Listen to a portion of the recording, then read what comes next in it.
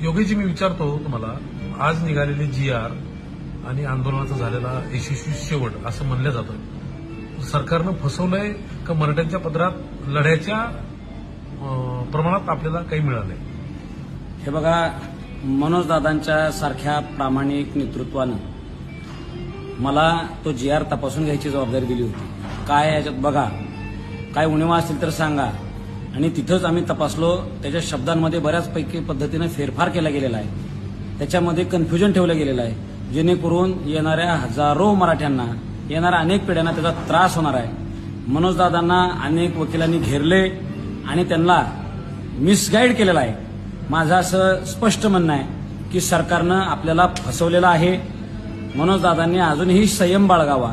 आम्ही त्यांच्या नेतृत्वात लढायला आजही तयार आहोत. ते आमच्यासाठी दैवत आहे. पण त्या GRचा बारकावा जर आपण वाचला तर आपल्याला त्याच्यातल्या अनेक उणिवा लक्षात येतील.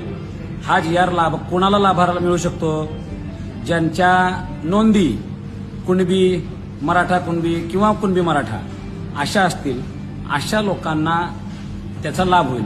बरं, मग ह्यात वेगळं काय आहे? शिंदे समितीनं तर ते आधीच शोधलेलं आहे. बरं, अजून सोप्या भाषेत सांगतो, ज्या ज्या लोकांना शिंदे समितीच्या माध्यमातून नोंदी मिळालेल्या आहेत त्यांनाच तेवढा ह्यातला फायदा होणार आहे. दुसरी गोष्ट सांगतो, ज्या गावांमध्ये मराठा समाजाला नोंदच सापडलेली नाही अशाला अजिबात काही लाभ होणार नाही.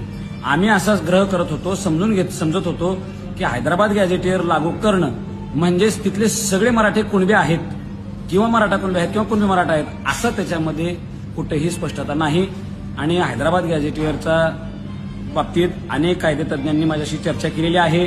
ह्या GRला सुद्धा चॅलेंज करता येईल. याच्यातनं मराठ्यांच्या हातात पदरात काही मिळालेलं नाही.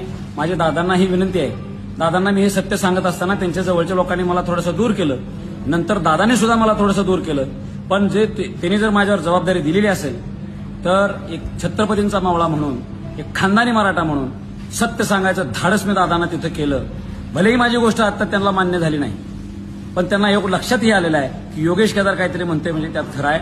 आणि आता मनोजदादांची प्रकृती आमच्यासाठी फार महत्वाची होती, म्हणून समाजाला सुद्धा समजून घ्यावं लागणार आहे. परत एकदा आपल्याला लढायची तयारी ठेवावी लागणार आहे. मनोजदादांसारखा हिरा आपल्याला गमावून चालायचा नाही. त्या नेतृत्वासारखा प्रामाणिक नेता नाही, हे माझं मत आहे. फक्त त्यांना काही लोक मिसगाईड करतात आणि शेकडो आत्महत्या झालेल्या, शेकडो लोकांच्या केलेल्या त्यागातून करोडो रुपये खर्च करून आत्ता जे काय आम्ही मुंबईला दाबलं होतं, सरकार घाबरलं होतं, न्यायालय सुद्धा घाबरलं होतं. अशा स्थितीत आम्हाला सगळ्या ज्याचा मराठा शब्द आहे त्याला दाखला देण्याची संधी होती. ती संधी सरकारनं आमच्याकडनं हिरावून घेतली. आज मला मराठा समाजाला मला माफ करा की माझा आवाज कमी पडला आणि सत्य सांगून ऐकून घेण्याची कोणाची तयारी राहिली नाही. मला मराठ्यांनी माफ करावं आणि आपण या सरकारसोबत सत्य जे आहे ते सरकारला सांगू आणि त्यांच्यासोबत भांडत राहू. जय शिवराय. छत्रपती शिवाजी महाराज की जय.